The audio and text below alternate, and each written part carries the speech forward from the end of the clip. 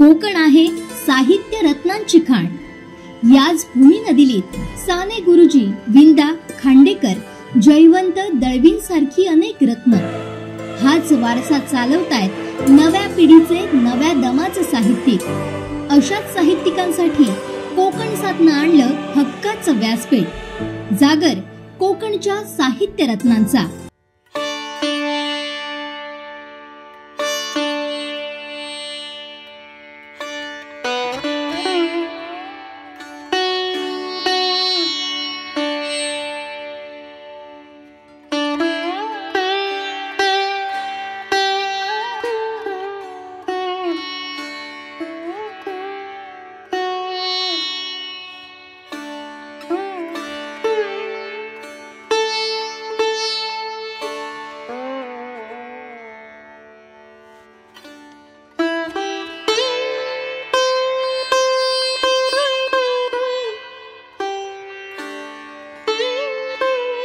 नमस्कार. कोकणचं पहिलं दैनिक कोकण सात आणि कोकणचं नंबर 1 महा चॅनल कोकण सात लाईव्हच्या या विशेष कार्यक्रमामध्ये जागर कोकणच्या साहित्य रत्नांचा त्या सदरामध्ये आपलं मी सर्वांचं स्वागत करतोय.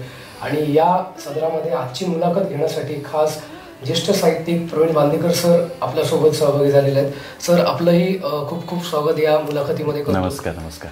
आणि ज्यांची आपण आज मुलाखत घेणार आहोत, जे साहित्य रत्न या कोकणानं आपल्याला दिले, अशा डॉक्टर शरयू आसुलकर मॅडम आपल्यासोबत आहेत. मॅडमांचा परिचय करून द्यायचा म्हणजे मुंबई विद्यापीठाचा आदर्श शिक्षिका पुरस्कार त्यांना मिळाला आहे.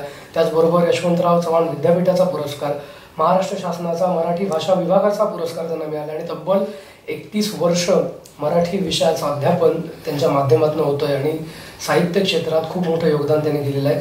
आपलं सर्वप्रथम खूप खूप स्वागत या मुलाखतीमध्ये.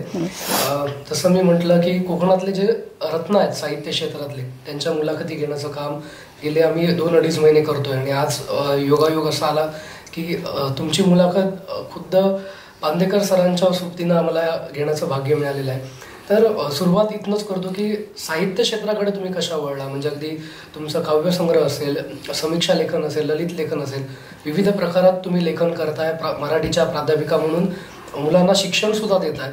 तर साहित्य क्षेत्राची ही तुमची वाटचाल कशी होती? सुरुवात कशी होती? नमस्कार. माझं बालपण सावंतवाडीमध्येच गेलेलं आहे. जन्म, शिक्षण आणि आत्तापर्यंत मी सावंतवाडीमध्येच राहते आहे. माझं शिक्षण इथल्या सावंतवाडीमधल्या जिल्हा परिषद शाळेमध्ये झालं. 1ली ते 4थीपर्यंत 6 नंबर शाळेमध्ये. त्यानंतर मग 5वी ते 7वीपर्यंत मी विसा खांडेकर विद्यालय तेव्हा सावंतवाडीमध्ये जे होतं त्यामध्ये. आणि पुढे 8वी ते 10वीपर्यंत मी मिलाग्रीज हायस्कूल सावंतवाडीमध्ये शिकले आणि पुढे पदवीपर्यंतचं शिक्षण पंचम खिमराज महाविद्यालयात झालं. या लेखनाकडे मी कसं वळले तर मी शालेय जीवनापासूनच लिहायला लागले. याचं एक कारण महत्त्वाचं म्हणजे आमच्या घरामध्ये माझे वडील, त्यांना लेखनाची, वाचनाची खूप आवड होती. ते पत्रकार होते, म्हणजे सरकारी सेवेमध्ये होते ते, पण त्यांना पत्रकार म्हणून काम करण्यामध्ये अधिक रस होता आणि समाजकारणामध्ये सुद्धा होता. तर घरामध्ये तसं एक वातावरण होतं की पुस्तकं, नियतकालिकं, वर्तमानपत्र हे अवतीभोवती नेहमीच होती. वडील त्यांचं वाचन करायचे आणि आमच्याकडनं बऱ्याचदा मामा भावंडांकडून पण महत्त्वाचं वाचूनही घ्यायचे, वाचन करून घ्यायचे, अग्रलेख वगैरे, आणि ते लिहायचे. त्यांचे लिहिण्याचे विषय वेगळे होते, म्हणजे समाजकारणासंदर्भात वगैरे, उदाहरणार्थ येथील कामगारांच्या समस्या वगैरे असं. तर पण त्यांना लिहिताना मी बघत होतो, आम्ही भावंड बघत होतो, मी बघत होते आणि आम्हाला असं वाटलं की आपणही लिहावं आणि त्यातून लेखनाला खरं तर सुरुवात झाली असं म्हणता येईल. आणि मी खरं पहिल्यांदा काही कविता नाही, म्हणजे असं निबंध लेखनामध्ये मला रस होता. म्हणजे माझ्या शिक्षकांचं मला नेहमीच, म्हणजे माझे निबंध त्यांनी वाखाणले बरे वर्गामध्ये सुद्धा, आणि त्यामुळे लेखनाची एक आवड तिथून सुरू झाली. आणि मग गद्य लेखनापासूनच मी खरं तर सुरुवात केली. म्हणजे मला असं आठवतं की मी 6वीत असताना आमचे एक शिक्षक होते, माधवराव जाधव, विसा खांडेकरमध्ये. त्यांचं आकस्मिक असं निधन झालं. आणि मग त्यात ते तो मला फार म्हणजे असं पहिल्यांदा बघितलेलं मी असं करून की आपल्याला शिकवणारे शिक्षक आणि ते अचानक असे जाणं. तर त्यांच्यावर मी पहिल्यांदा एक लेख लिहिला, म्हणजे आतून असं लिहावं असं वाटलं. आणि तो तेव्हा त्यांच्या म्हणजे सत्यप्रकाश हे धारणकरांचं जे साप्ताहिक, तर त्यांनी विशेषांक काढला होता त्याच्यावर. त्यांचे ते जावई धारणकरांचे जे शिक्षक मीराताई जाधवांचे मिस्टर. तर त्यांनी त्यांच्यावर तो मी लेख लिहिला आणि तो त्यांनी त्या विशेषांकामध्ये छापला. तर तो विशेषांकामध्ये बरेच सगळे मोठे लेखक होते आणि मीच अशी होते की एक 6वीमध्ये शिकणारी. तर आणि ते मी लिहिलं आणि त्यांनी छापलं म्हणजे अनेकांना असं वाटलं की हे हिनंच लिहिलंय का असं, पण तेव्हा अनेकांना वाटलं पहिलं लेखन होतं. आणि मग लिहावं असं वाटलं, लिहित गेले. कविता पण मी तेव्हापासूनच हळूहळू लिहायला लागली. तेव्हाच्या कविता म्हणजे अशा जे वाटेल ते सुचेल ते असं होतं. पण एक महत्त्वाचं काय तर माझ्या मिलाग्रीसमध्ये असताना मी हस्तलिखित जे होतं माझं कवितांची वही होती, तर मी शिक्षकांना दाखवायचे अर्थात. तर तेव्हाच्या सिस्टर डॉमितिला म्हणून आमच्या प्राचार्या होत्या. तर त्यांना खूप कौतुक वाटलं आणि मग त्यांनी एकदा शिवाजीराव सावंत आले होते मृत्युंजयकार, ते शाळेमध्ये आले होते. तर त्यांनी त्यांच्या हस्ते त्याचं प्रकाशन वगैरे केलं हस्तलिखिताचं. तेव्हा त्यांनी कविता वाचवून पण घेतली त्या कार्यक्रमामध्ये. आणि मग असं म्हणजे कौतुक खूप झालं लेखनाचं लहानपणी. असं घरातही आईवडिलांचं प्रोत्साहन मिळालं. दुसरी गोष्ट माझी आई पण, म्हणजे आईला कविता आजही पाठ आहेत तिच्या शाळेमधल्या. आणि त्यामुळे सूर लय ताल याचा एक संस्कार घरातून झाले, आईकडून झाले कवितेचे असंही म्हणता येईल. मग तिची कवितेची आवड जी आहे ती मला असं वाटतं की मुळात अभिजातशी आहे. आणि म्हणजे तिला खूप आवडते कविता. तर तिचे आमच्यावर भावंडावर खूप चांगले संस्कार झाले. म्हणजे रात्री झोपताना सुद्धा ती कविताच म्हणून आम्हाला झोपवायची. म्हणजे उदाहरणार्थ श्रावणबाळाची कविता आहे, ती फार आम्हाला सगळ्या भावंडांना आवडायची. ती पुन्हा पुन्हा म्हण असं आम्ही म्हणायचो तिला. आणि दुसरी आणखी एक महत्त्वाची गोष्ट म्हणजे आम्ही तेव्हा म्हणजे घरात रेडिओ सतत सुरू असायचा, रेडिओ ऐकणं व्हायचं. आणि रेडिओमुळे सुद्धा मला वाटतं की असे वेगवेगळे एक संस्कार आपल्याला होतात ना ऐकण्याचे, ते झाले. तर हे सगळं असं वातावरण होतं, त्यामुळे लिहावं असं वाटलं, लिहित गेले आणि प्रोत्साहनही मिळालं. पण तू आता नंतर असं दिसतं की कवितेकडे जास्त वळलेली आहेस. मग ते कवितेसाठी पुढे नंतर तुला घराच्या बाहेर जसं शिक्षकांकडून इथे आता प्रोत्साहन मिळालं, तसं प्रामुख्याने आपण कॉलेजमध्ये गेल्यानंतर वगैरे जरा अधिक जाणीवपूर्वक लिहायला लागतो. तर तसं तुला तिथे आणखी वसंत सावंत भेटले असतील किंवा आणि कोणी, तर त्यांच्या काही आठवणी वगैरे असतीलच ना? हो आहेत. आणि म्हणजे पंचम खेमराजमध्ये मी 5 वर्ष म्हणजे 11वी ते पदवीपर्यंत होते. आणि अतिशय आनंदाची गोष्ट म्हणजे डॉक्टर वसंत सावंत यांनी मला म्हणजे अध्यापन त्यांचं लाभलं मला. आणि कवी म्हणजे काय, अंतर्बाह्य कवी असणं म्हणजे काय हे डॉक्टर वसंत सावंतांना बघूनच आम्हाला निश्चित कळत होतं. आणि त्यामुळे ते बघणं हा एक वेगळाच अनुभव होता असं मी म्हणेन. आणि सर असं की ते सतत कवितेमध्येच असायचे. आणि म्हणजे वर्गामध्ये सुद्धा कविता आपण लिहिली आदल्या रात्री तर ती सकाळी वाचून दाखवणं. आणि त्यांना त्याच्यावरचे अभिप्राय पण हवे असायचे, म्हणजे कशी वाटली ते सांग असंही म्हणायचे वगैरे. असं म्हणजे अगदी आम्हाला त्यांनी आपल्या बरोबरीनंच, असं शिक्षक जरी असले तरी कवितेच्या बाबतीमध्ये किंवा साहित्याच्या संदर्भात ते असं म्हणायचे की अतिशय चांगल्या गप्पा वगैरे ते आमच्याशी मारायचे. आणि दुसरी गोष्ट इथलं कोजागिरी कवी संमेलन त्यांनी जे सुरू केलं, सिंधुदुर्ग साहित्य संघात आपण त्याला म्हणतो. पहिली कविता कधी वाचली होती? पहिली कविता मी खरं तर 9वीमध्ये असताना वाचली. इयत्ता 9वीमध्ये असताना. तसंच म्हणायला हवं. तर बालकविता असं नाही, पण त्या अशी थोडी काही मोठ्या आशयाची अशी नव्हती. पण माझ्या वयाला साजेसच तेव्हा आपण लिहितो तसं मी लिहित होते. पण वडील आम्हाला सगळीकडे घेऊन जायचे, म्हणजे संमेलनाला किंवा उत्तम वक्ते कोणी आले तर त्यांचं भाषण ऐकायला. आणि त्यामुळे त्यांनी आमचं खरं माझं ज्ञानदा पण तेव्हा, म्हणजे ज्ञानदा तर खरं तर खूप लहानपणीच लिहायला लागली, ते वेगळं माझी बहीण. पण मी 9वीमध्ये असताना जेव्हा कविता वाचली तेव्हा मला आठवतं पाडगावकर आले होते, मंगेश पाडगावकर. आणि त्यांनी नंतर संपल्यानंतर बोलावून मला विचारलं होतं कसं काय काय लिहितेस, किती लिहिल्यास कविता वगैरे असं. त्यामुळे जरा आणखी बरं वाटलं सावंत सरांचं आम्हाला मार्गदर्शन नेहमीच लाभलं, म्हणजे प्रोत्साहनही लाभलं सतत. तेव्हा अनेक चांगल्या कवींना त्यांच्यामुळे आम्हाला ऐकता आलं इथे सावंतवाडीमध्ये. म्हणजे आम्ही वाट बघायचो की दरवर्षी कोजागिरी कवी संमेलन केव्हा आहे म्हणजे येत आहे असं. म्हणजे ज्ञानदा आणि मी आम्ही दोघीही त्याच्यामध्ये नंतर भाग घेऊ लागलो. तिची कविता पण तशीच म्हणजे त्या कवी संमेलनामधूनच पहिल्यांदा सादर झाली. आणि त्याच्यामुळे विंदा करंदीकर किंवा अंबाभ बोरकर, त्याबरोबरच नंतरच्या काळामध्ये आम्ही अनुराधा पाटील यांना पण याच कोजागिरी कवी संमेलनामधूनच पहिल्यांदा ऐकलं. तेव्हाचे सगळे महत्त्वाचे कवी या येऊन गेले. ते सरांच्या लोभापायी आले होते आणि त्यामुळे आम्हाला पण त्याचा चांगलाच लाभ झाला. म्हणजे मला असं वाटतं की त्या वयामध्ये ते असे कवी जवळून पाहता येणं, ऐकता येणं हा कधी न विसरता येणारा अनुभव असतो. म्हणजे कवितेमध्ये तुम्ही टिकून राहणं, यासाठी मला असं वाटतं की अशा प्रकारच्या कवींना ऐकणं हे आवश्यक आहे. आणि वाचणं ही नंतर ओघात येणारी गोष्टच आहे की आपण एखाद्या कवी ऐकल्यानंतर मग त्याचं समग्र वाचन करणं, कविता मिळवून वाचणं हे पण होत होतं. पण साधारणपणे प्रसिद्ध कधी व्हायला लागला कविता, म्हणजे चांगल्या नियतकालिकातून किंवा अशा बाहेर वेगवेगळ्या ठिकाणी? आणि ते फार उशिरा, म्हणजे मला वाटतं मी MA करायला गेले म्हणजे काही कथा मी लिहित होते तेव्हा कथा काही स्वराज्यमध्ये आल्या होत्या. त्यानंतरच्या काळामध्ये मग कविता रतीसारख्या नियतकालिकामधून येऊ लागल्या. हे मी MAला गेले विद्यापीठामध्ये, शिवाजी विद्यापीठामध्ये शिकायला गेले तेव्हा सगळं झालं. म्हणजे तेव्हा खऱ्या अर्थानं कविता प्रसिद्ध होऊ लागल्या.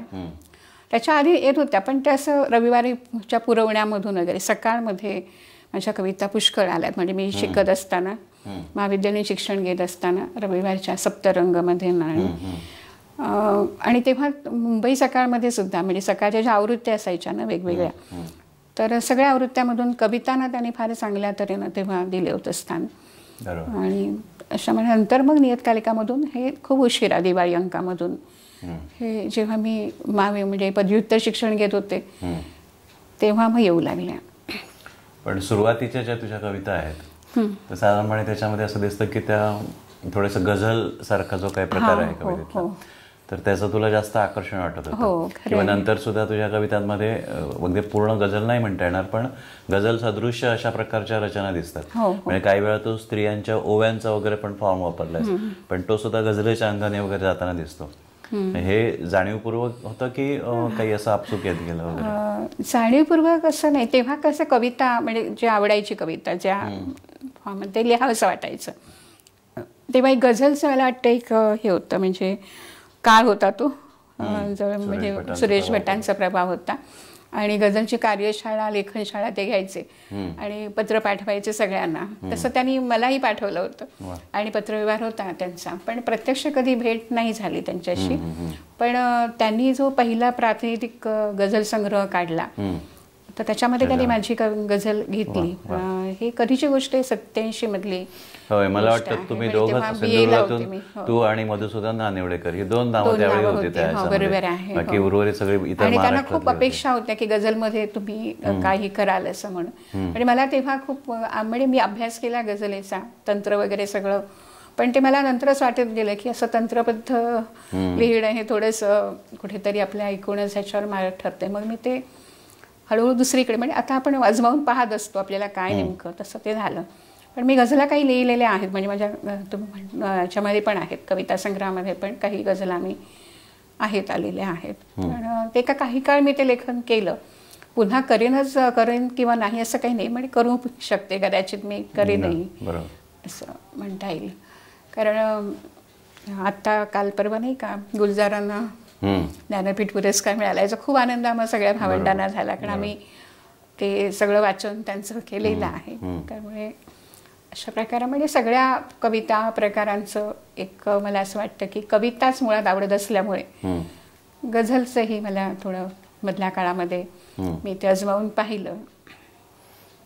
ठीक आहे. आणि मला असं लक्षात येतं, म्हणजे पहिला संग्रह विशेषतः तुटले पण पुन्हा बांधून घेताना आपण वाचतो, तर तुझी कविता ही जी आहे ही एक प्रकारे अशी ज्याला पारंपरिक विशुद्ध भाव कविता म्हणतो की जी आजच्या पिढीमध्ये थोडीशी दुर्मिळ होत चालली आहे. अशा प्रकारातली कविता आहे. तुला असं कधी वाटलं नाही की अवतीभोवती ज्या बाकीच्या स्त्रिया लिहित आहेत त्या प्रामुख्याने आपण बघतो की त्या थोडंसं स्त्रीवाद पण जहाल स्त्रीवादी वगैरे लिहित आहेत, पुरुषांना शिवाय घालणं किंवा एकूणच पुरुषी व्यवस्थेविषयी बोलणं, तसं तुझ्याकडे कधी दिसत नाही. तुझ्या कवितामध्ये एक प्रकारचा एक समंजस सूर असतो, जे आहे ते स्वीकारायचं, त्याच्याविषयी तक्रार करायची नाही. हे कशामुळे असेल असं वाटतं? तुझ्या व्यक्तिमत्वातच ते आहे, पण हो असंच म्हटलं पाहिजे. कारण की काय आहे, शेवटी कसं असतं की आपण बाहेरच्या सगळ्या गोष्टी ज्या अनुभवत असतो, पाहत असतो, त्याचं एक आंतरिकीकरण होतंच आणि मग ते आपल्या कवितेमधून वगैरे उमटतं.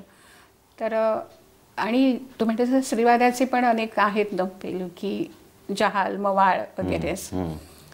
स्त्रियांविषयी आहेत कविता, असं नाही असं नाही, पण असं एक नाही तो करा आपल्या व्यक्तिमत्वाचाच मला असं वाटतं भाग असावा कदाचित.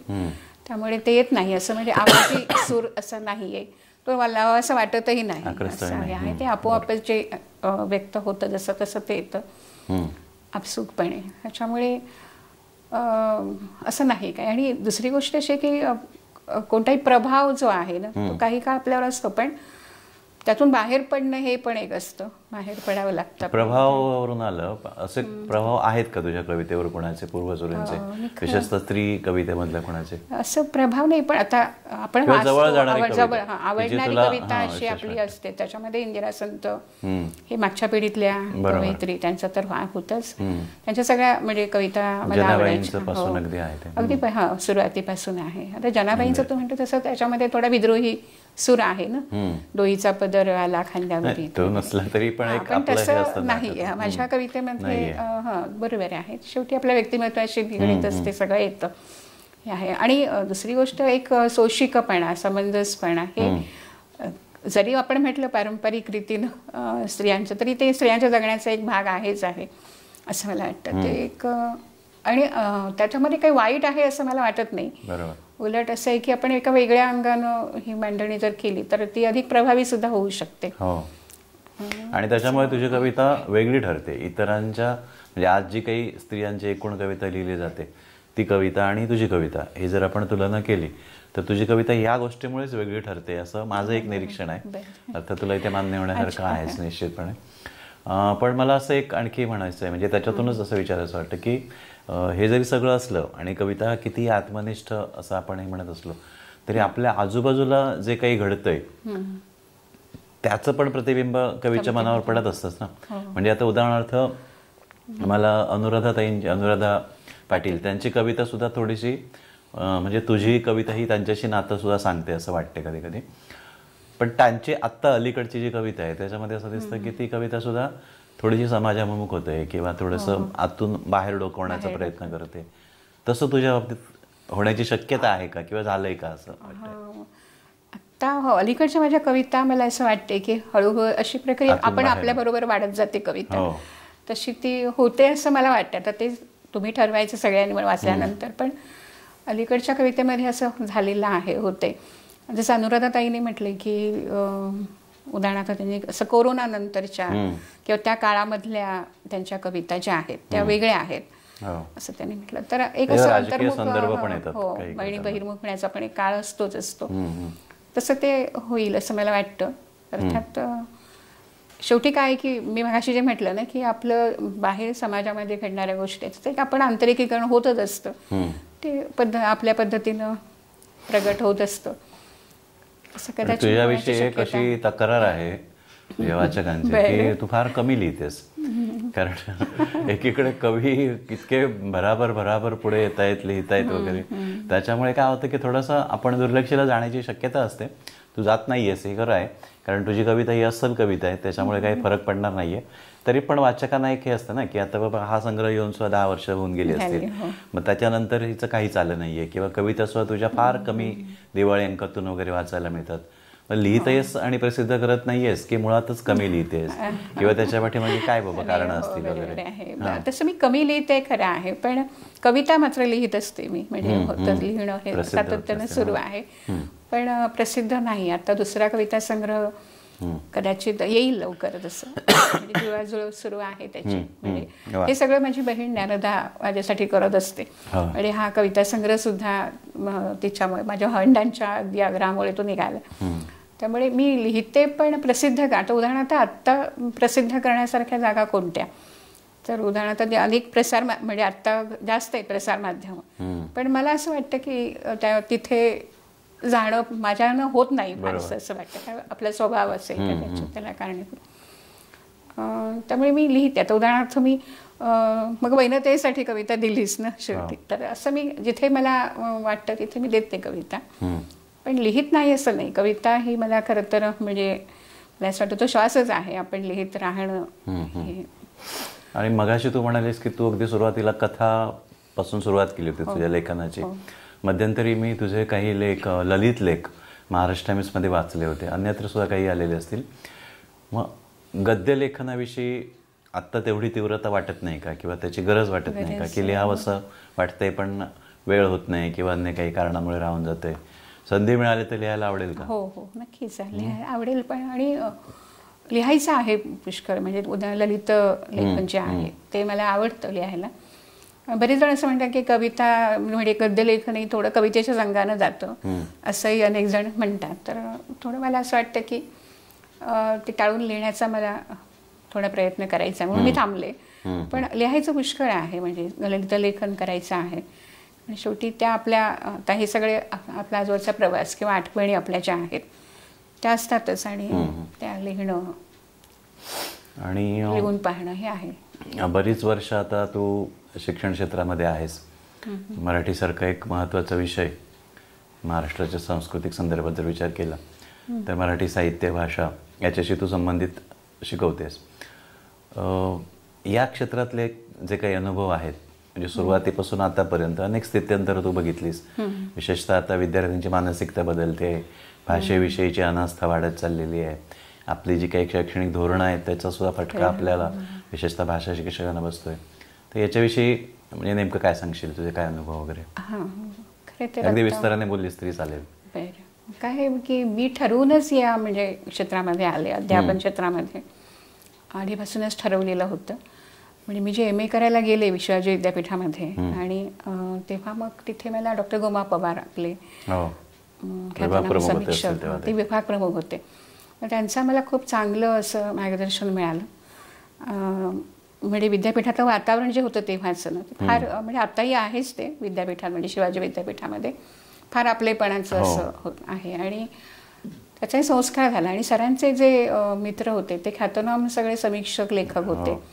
डॉक्टर भालचंद्र नेमाडे सर, त्यानंतर आपले सुधीर दिलीप चित्रे, गंगाधर गाडगे असे सरांकडे यायचे अनेक निमित्तानं, आणि ते त्यांच्याकडे असं राहायचे.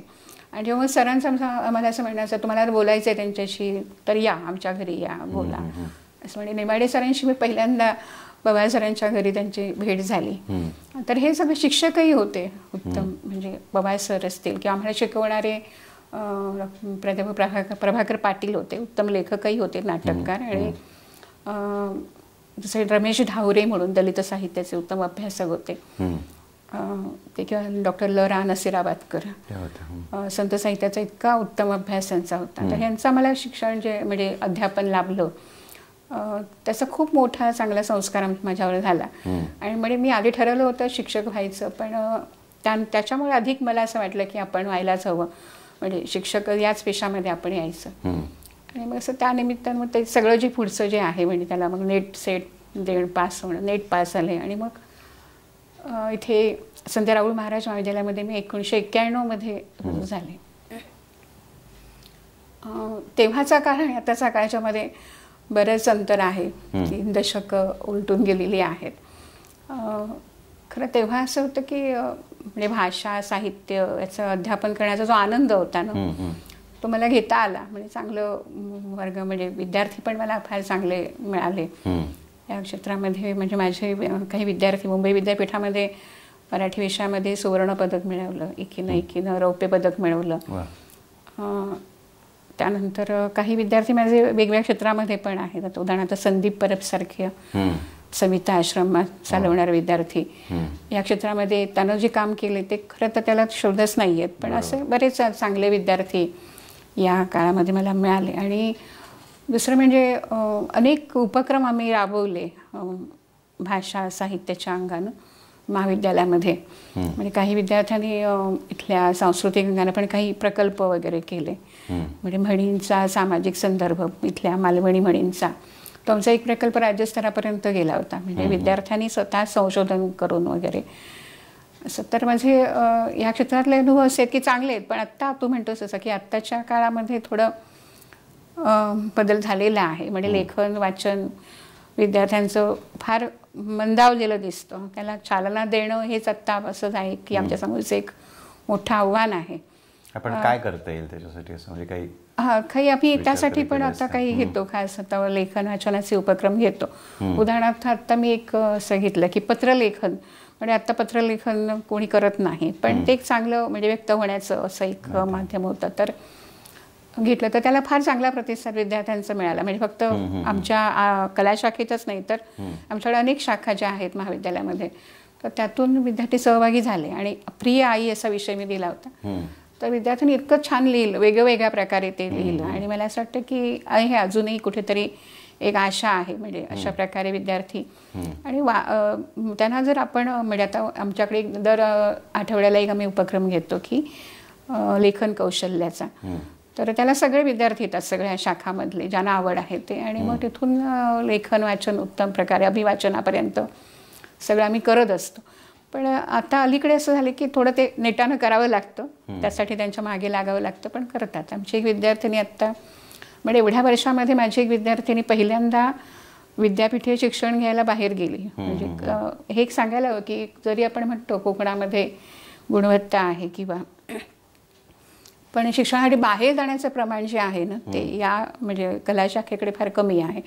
मी दरवर्षी सांगत असते असं विद्यार्थ्यांना, पण म्हणजे माझा अनुभव विद्यापीठामध्ये जा, म्हणजे तिथे तुम्हाला अधिक चांगलं मिळू शकेल, तिथला वाव तुमच्या एकूण व्यक्तिमत्वाला वाव भरण्यासाठी. पण तसं जात नव्हतं. एक विद्यार्थिनी आमची गेली सिद्धी परब म्हणून, तर तिनं मुंबई पुणे विद्यापीठामध्ये सावित्रीबाई फुले पुणे विद्यापीठामध्ये ती पहिली आली MA ला, सुवर्ण पदक तिनं मिळवलं. ती लिहिते सुद्धा, नेट पण पास झाली, सेटही पास झाली असं. म्हणजे एक दुसरी विद्यार्थिनी सिद्धी सावंत म्हणून फर्ग्युसनला, ती तिथे पहिली आली. म्हणजे असे विद्यार्थी आमचे आहेत, चमकतात ते. फक्त त्यांच्या काय आहे की पाठबळ जे असतं ते महत्त्वाचं असतं.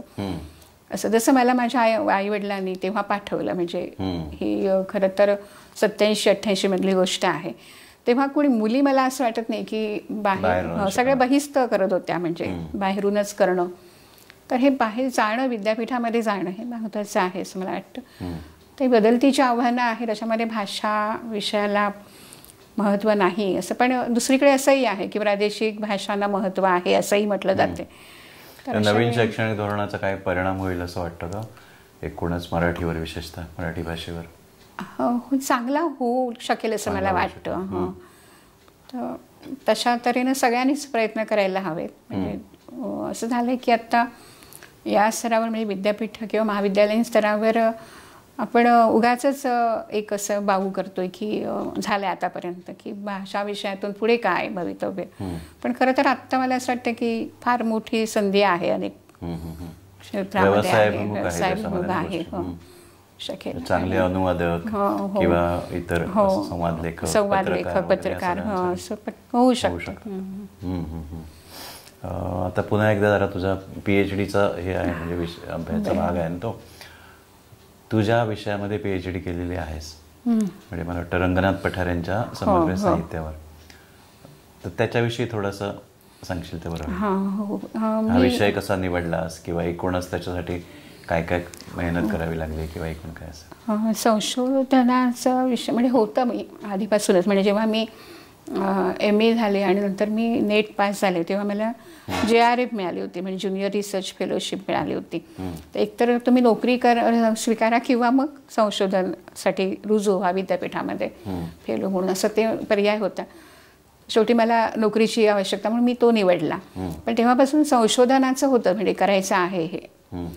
आणि पण ते मग मधल्या ह्याच्यामध्ये थोडं मागे पडलं होतं अध्यापनाच्या आणि आपल्या नोकरी व्यवसायाच्या आणि एकूणच. तर नंतर मग असं झालं की माझे मार्गदर्शक डॉक्टर राजन गवस सर यांनी मला हा विषय सुचवला की तुम्ही रंगनाथ पठारे यांचं कथात्मक साहित्य असा हा विषय आहे माझा संशोधनाचा. आणि तेव्हा मी थोडंफार वाचलं होतं रंगनाथ पठारे आणि मला लेखक म्हणून खूप आवडले, म्हणजे त्यांचं लेखन आवडत होतं. आणि ते थोडं आव्हानात्मक पण वाटलं त्यांचं, म्हणजे त्याच्यावर हे संशोधन करणं. मग म्हणून मी हा विषय सरांनी सुचवला आणि मग मी त्यांच्याच मार्गदर्शनाखाली तो प्रबंध पूर्ण केला. रंगनाथ पठारे हे अतिशय महत्त्वाचे लेखक आहेत, आपण सगळे जाणतोच. म्हणजे कादंबरीकार म्हणून आणि कथात्मक लेखनामध्ये त्यांचं स्वतःची अशी एक वेगळी लेखन शैली आहे. हा अभ्यास करताना मला खरं तर म्हणजे खूप वेगळ्या प्रकारचं असं समाधान मिळालं. कारण त्यांच्या कादंबऱ्यांचे जे विषय आपण घेतले तर सगळ्यात म्हणजे फार मोठा आवाका असलेला असं त्यांचं लेखन आहे ते. एक जरी आपण कादंबरी घेतली चक्रव्यूहासारखी किंवा दुसरी दुःखाचे शॉपर्स सारखी, तर अशा प्रकारचं लेखन जे आहे ते मराठीमध्ये फार दुर्मिळ. म्हणजे एकतर आपले नेमाडे सर लिहितात त्यांचं, आणि दुसरं नाव आहे ते रंगनाथ पठारे यांचं. त्यांची भाषा जी आहे ना ती एक मला म्हणजे फार वेगळी आव्हानात्मक अशी वाटली. भाषेचे विविध प्रयोग त्यांनी केलेले आहेत आणि शिवाय लेखनाचे पण आहेत. मी जेव्हा त्यांच्यावर संशोधन केलं तेव्हा त्यांचं कथासंग्रह एकच होता, अनुभव विकणे आहे. त्यानंतर म्हणजे ते सगळे त्यांच्या कथा मला म्हणजे म्हणजे त्या सगळ्या त्यांच्या नियतकालिकामधूनच होत्या. हो, नंतर कथासंग्रह त्यांचे आणि सतत लिहित्या असणाऱ्या लेखकावर आपण संशोधन करणं हा वेगळा आनंदाचाही भाग असतो. आणि मला असं वाटतं की माझ्या खूप बदल झाला, म्हणजे त्या संशोधनामुळे बघण्याची व्यापक झाली. आणि म्हणजे डॉक्टर राजन गवस सर यांचं पण मला यामध्ये खूप बहुमोल म्हणजे मार्गदर्शन मिळालं. त्यामुळे तो माझ्या आयुष्यातला एक आनंदाचा असा काळ होता संशोधनाचा असं मी म्हणेन. आणि पुढे मग अर्थात आपण जे करतो त्याच्यावर त्याचा ठसा राहतोच. हे आता तू PhD केल्यानंतर तुला सुद्धा आता मार्गदर्शन करण्याची संधी मिळाली असेलच ना विद्यापीठामधून. तुझ्या हाताखाली असे कोणी विद्यार्थी झालेत का PhD? नाही, मी मार्गदर्शक म्हणून नाही विद्यापीठाचं अजून स्वीकारलेलं नाहीये. कारण कसं की त्यासाठी तुम्हाला अर्थात वेळ देणं हा भाग वेगळा आहे. पण मुंबई विद्यापीठ आणि हे असं म्हणजे ज्या तुम्ही विद्यापीठाशी संलग्न असं तुमचं महाविद्यालय त्या विद्यापीठामध्येच तुम्हाला गाईडशिप घ्यावी लागते. म्हणजे मला खरं शिवाजी विद्यापीठामध्ये घेता आली तर आवडलं असतं, पण तसं हे तांत्रिकदृष्ट्या नाही करता येत. याचं कारण असं की विद्यापीठ हे मला असं वाटलं की विद्यापीठाचा परिसर वातावरण आपल्याला परिचयाचा असावा. हा, पूर्वी द्यायचे, आता ते नाहीये. सावंतांनी PhD केली आहे हो शिवाजी विद्यापीठामध्ये. त्यांचे गाईड होते मुंबई विद्यापीठ. आता तसं नाही, आता ते त्याने विद्यापीठ एक कप्पेबंद असं झालेलं आहे. त्याच्यामुळे मग मी ते घ्याई घेतलं. कारण मुंबई विद्यापीठाची नाही म्हटलं तरी तिथला जो एकूण प्रशासकीय भाग जो आहे त्याच्याशी काही फारसा परिचय नाही. हां, पण PhD केल्यानंतर समीक्षात्मक लेखन करावं वगैरे असं नाही वाटलं का? कारण फार तू कमी लिहिलंय समीक्षाच्या संदर्भात. फार कमी. तुझी खरं तर ती कुवत आहे आणि अभ्यासपूर्ण असे जे मोजकं लिहिलंयस ते सुद्धा अतिशय अभ्यासपूर्ण आहे. शिवाय राजन गवसांची जी कादंबरी आहे बळीचा, तर त्याच्याविषयीचं एक संपादनाचं पुस्तक पण तू प्रसिद्ध केलेलं आहेस आणि त्याची एक प्रस्तावना जी आहे ती खूप छान दिलेली आहे त्याची. तर समीक्षेकडे थोडंसं दुर्लक्ष झालंय असं वाटत नाही का? हो, काय समीक्षेमध्ये म्हणजे मी काही शोधनिबंध वगैरे आपण लिहित असतो. माझं निरीक्षण आहे की एकूणच आपल्या कोकणामध्ये मराठीचे प्राध्यापक जवळपास सगळे PhD वगैरे झालेले आहेत, पण समाजाला त्यांचा फायदा या अर्थाने म्हणजे किंवा तरी चांगल्या पुस्तकांची समीक्षा करायला पाहिजे. सैद्धांतिक नको, पण अशा पद्धतीची तरी करायला हवी होती. आणि तुझ्याकडे या सगळ्यांपेक्षा जास्त चांगलं कॅलिबर आणि एकूणच गुणवत्ता आहे. मग त्याच्या संदर्भात मला असं वाटतं की असं आहे का डोक्यामध्ये काही समीक्षा? हो, आहे करायची आहे, लिहायचं आहे. पण काय आहे काय आहे की आता आपल्या व्यवसायाच्या निमित्तानं म्हणजे तर तिथे आपण शोधनिबंध वगैरे आता लिहित असतो, सादर करत असतो. तर ते काही पुस्तक रूपानं नाही आलेले आहेत माझं काही लेखन या प्रकारचं. आणि PhD प्रबंध पण करायचा आहे ना, आहे ते पण राहिलेलं आहे. हो, त्याचं कारण असं की रंगनाथ पठारे मी म्हटलं तसं व्हायच्या आधीच ते पुस्तकाची तयारी करत हो, ते नाही ते लिहित रंगनाथ पठारे लिहिते लेखक आहेत, सतत लिहित असतात. आणि मला असं वाटत राहिलं की मी आता केलं तर ते राहून जाणार त्यांचं पुढचं लेखन. समग्र पण त्याच्यामध्ये एक ते करावं लागतं म्हणून ते राहिलेलं आहे. पण मी ते करायचं आहे. एकूणच आता साहित्य व्यवहाराशी सुद्धा, जसं शिक्षण क्षेत्राशी तसं साहित्य क्षेत्राशी सुद्धा जवळपास मला वाटतं एक 35 वर्ष 30-35 वर्ष तरी अगदी लहानपणापासून आहे, म्हणजे तू आहेस त्याची एक साक्षीदार. आपण आता जिल्ह्यामध्ये जी नवीन मंडळी विशेषतः अलीकडे लिहित आहेत, आता आजही त्याच्यामध्ये कवितेचं प्रमाण जास्त आहे, कथा कादंबऱ्या किंवा गद्यलेखन तुलनेने कमी आहे. पण हे जी आता ही नवी पिढी लिहिते आहे, तर त्याच्याविषयी काय तुझी निरीक्षण आहेत? आत्ताची पिढी, हो, आत्ताच्या पिढीमध्ये जसं कवितेचंच मला वाटतं जास्त आहे लेखन. इतर म्हणजे कथा किंवा आता कादंबरीमध्ये बऱ्यापैकी तुझं लेखन आहे, पण आत्ताची पिढी दिसत नाहीये म्हणजे अशा प्रकारचं लेखन, दीर्घलेखन तर कोणी करताना दिसत नाही. पण मग आत्ता मी मगाशी म्हटलं तसं की स्नेहा विठ्ठल कदम एक असेल किंवा मग सरिता पवार वगैरे अशी नावं काही अलीकडे दिसत आहेत लिहिताना. पण अद्यापही अजूनही पुढे पुष्कळ त्यांना वाटचाल करायची आहे. खरं असं म्हणेन मी आजचा काळच थोडा स्थित्यंतराचा आहे, म्हणजे यातून आता पुढे काय असं आपल्या समोर काही प्रश्न आहेतच. तर आजच्या पिढीमध्ये असं लेखनाच्या दृष्टीनं मला असं वाटतं की फारशी नावं दिसत नाही आहेत. पण आपल्याला एक नक्कीच म्हणजे कोकणामध्ये आपल्या जिल्ह्यामध्ये चांगली कविता म्हणजे लिहिली जातेच आहे ना, म्हणजे नवीन नावं तू म्हणतोस ती कमी आहेत. पण आजही मला असं वाटतं की केंद्रावरती जी आहे मराठीमध्ये कविता तर ती आपल्या जिल्ह्यामधलीच आहे. म्हणजे आत्ता चिन्हभिन्न असेल तुझा कविता संग्रह आलेलाच आहे पुढचा, किंवा त्यानंतर हे गोविंद गाजरीकरांचा पण आलेला नवीन कविता संग्रह, यांचा अनिल कांबळींचा इष्टक सारखा. पण हे कविता संग्रह आता मध्यवर्ती प्रवाहामधलेच आहेत ते असं मला वाटतं. त्यामुळे आपली कविता जिल्ह्यामधली जी आहे चांगली लिहिली जाते. विरुद्धवल परब, अजय कांडर हे सगळे कवी तसे अग्रस्थानी असणारे कवी आहेत. कवयित्रींच्या बाबतीमध्ये मला असं वाटतं की थोडं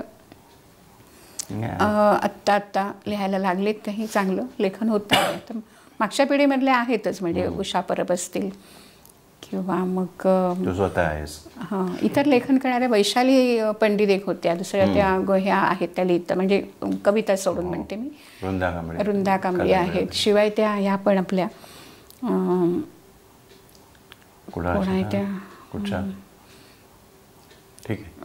अशा काही नावं आपल्याला सांगता येतील की मंदाकिनी गोडसे होत्या मागच्या पिढीतल्या.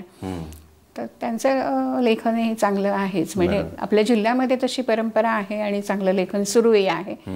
तर आत्ता नवी पिढी जी आहे ती मला असं वाटतं आत्ता लिहिणारी काही जे आहेत ते येतील पुढे असं वाटतं. नक्कीच. आणि एकूणच आता जर एक सगळा काळामुळे जी काही उलथापालथ होते ती जर विचारात घेतली तर भाषेचं, साहित्याचं किंवा एकूणच आपल्या संस्कृतीचं काय भविष्य असेल असं वाटतं? साहित्य, कविता टिकून राहील का येत्या काळामध्ये? येत्या काळामध्ये हो, असं आपल्याला आज मी आशावादी आहे. कसं आहे की असतं म्हणजे असा एक काळ येतो ना प्रत्येक वेळी, त्या वेळी पण मला असं वाटतं अनेकांनी असं म्हटलेलं. पण पुढे जाऊन असं वाटतं आपल्याला की नक्कीच काहीतरी मराठी टिकेल का? तर मराठी कविता टिकेल, मराठी कविता मराठी टिकेल का हा प्रश्न 100 वर्षापूर्वीपासूनचा आहे. म्हणजे खरं तर आत्ताच आहे असं मला वाटत नाही. पण भाषा टिकून राहिलेली आहे, तिचं स्वरूप बदलतं. आणि मराठी मला असं वाटतं की इतकी लवचिक आणि सर्वसमावेशक भाषा आहे की ती मग टिकून राहील असं वाटतं मला. कारण इतकं तिला एक वारसा आहे, परंपरा आहे. आणि त्यामुळे थोडी म्हणजे अर्थात मी असं का म्हणते तर काही आहे, म्हणजे मी ज्या क्षेत्रामध्ये वावरते तिथे मला असं वाटतं की अजूनही आहे. काही विद्यार्थ्यांना मी बघते तेव्हा असं वाटतं की त्यांना भाषेविषयी आहे, आस्था आहे आणि प्रेम आहे आणि आपल्याला त्यातून काहीतरी नवीन करायचं आहे असंही त्यांच्या एकूण कृतीतून दिसतं. त्यामुळे मी आशावादी आहे की नक्की टिकून राहील ती. फक्त काय आहे की वाचन ही गोष्ट जरा कमी होत चाललेली आहे. म्हणजे आता मी बघते विद्यार्थ्यांना लिहावंसं वाटतं, काही व्यक्त करावंसं वाटतं, भाषा वापराविषयी वाटते, पण वाचनाचं मुळात जे आहे त्यामुळे ते मागे पडत आहेत. तर ते जर झालं वाचन उत्तम तऱ्हेनं, जर त्याची ती संस्कृती आपण टिकवली तर वाचाल म्हणून आपण तसं होईल नक्कीच, अशी मला आशा आहे. नक्कीच अगदी सविस्तर अशी चर्चा आणि दिलखुलास बातचीत तुम्ही केली. म्हणजे सगळ्याच साहित्य क्षेत्रातला तुमचा जो प्रवास आहे तो या ठिकाणी उलगडलेला आहे आणि अगदी स्वतः बांदेकर सरांनी तुमची मुलाखत घेतल्यामुळे अगदी ते पण म्हणजे गप्पाच खऱ्या अर्थानं रंगल्या असं म्हणायला हरकत नाही. आणि अगदी दिलखुलास होत्या ज्या काही गोष्टी होत्या, अगदी सडेतोडपणे बांदेकर सरांनी सुद्धा काही प्रश्न तुम्हाला विचारले आणि त्याला त्याच पद्धतीनं उत्तरही तुम्ही दिलं. तर जाता जाता एक शेवटचा प्रश्न, आपल्या जिल्ह्यात अनेक साहित्यरत्न आहेत, अगदी बांदेकर सरांसारखे उदाहरण आपल्यासमोर आहेच, पण कवी असतील, लेखक असतील, तुम्हाला आपल्या जिल्ह्यातले, राज्यातले भावलेले कवी कोण आहेत, आताच्या पिढीतले आणि ह्या आधीच्या पिढीतले? कवी मागच्या पिढीतले बहुतेक सगळे चांगले कवी मला आवडतात. म्हणजे उदाहरणार्थ आता हे आहेत कुसुमाग्रजांची कविता मला फार आवडते. मंगेश पाडगावकर असतील आपल्या जिल्ह्यातलेच होते. आरती प्रभूंची कविता ही तर फार जवळची आहे.